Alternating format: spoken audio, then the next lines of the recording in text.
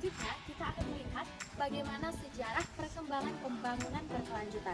Jadi, pada tahun 1713, Hans Carl von Clausewitz menerbitkan Kultura Economia tentang pengembangan hutan berkelanjutan. Selanjutnya, pada tahun 1972, Konferensi Lingkungan Hidup PBB pertama di Stockholm memperkenalkan konsep pembangunan berkelanjutan.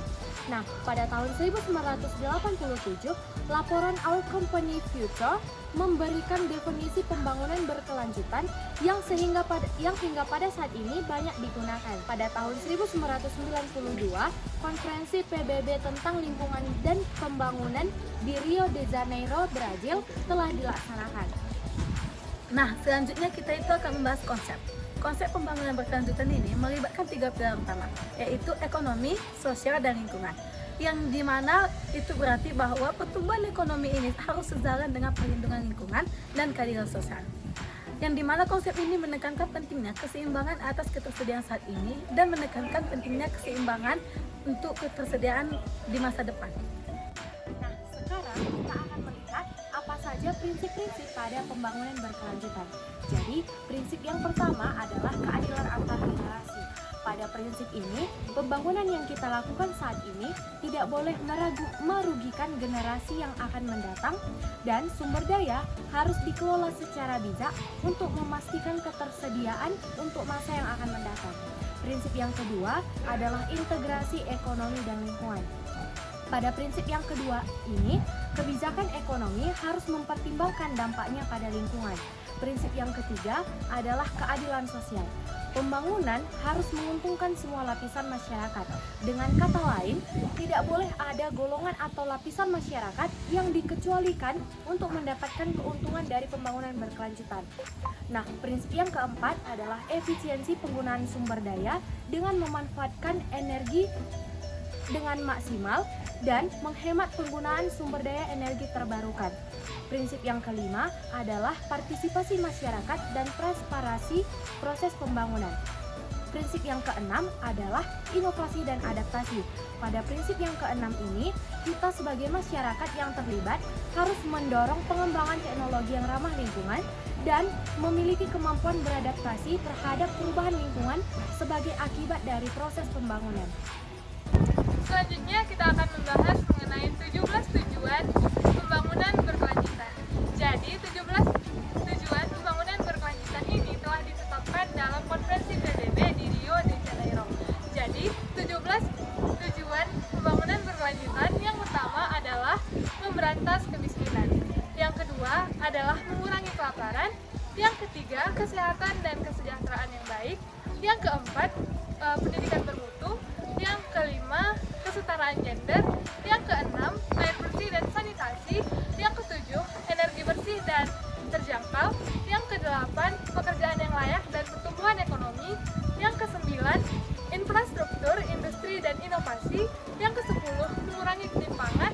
Yang kesebelas, kota dan komunitas berkelanjutan. Yang ke-12, produksi dan konsumsi yang bertanggung jawab. Yang ke-13, penanganan perubahan iklim. Yang ke-14 adalah menjaga ekosistem laut. Yang ke-15 menjaga ekosistem darat.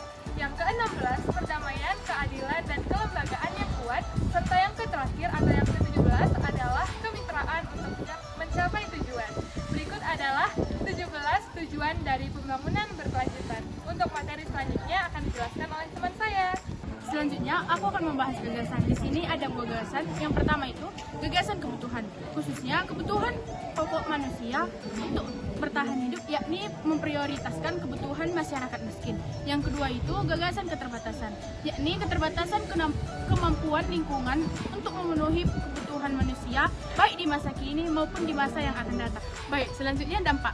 Implementasi pembangunan berkelanjutan memiliki berbagai dampak, baik positif maupun tantangan pembangunan berkelanjutan.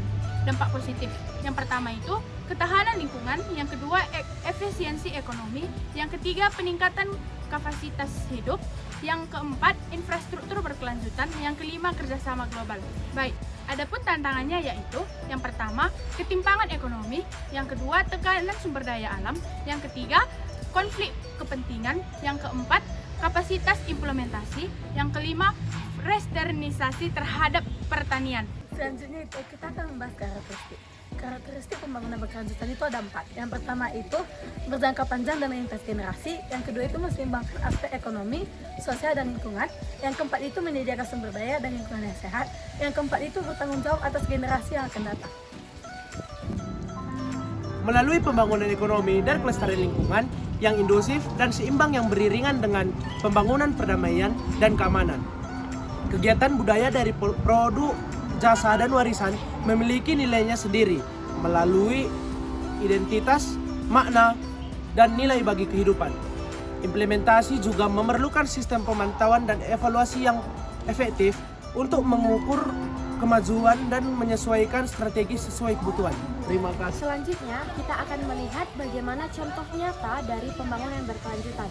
Yang pertama, ada program pengelolaan hutan berbasis pada masyarakat. Yang kedua, pengembangan energi terbarukan seperti pembangkit listrik tenaga surya dan tenaga air. Yang ketiga, program konservasi hutan mangrove.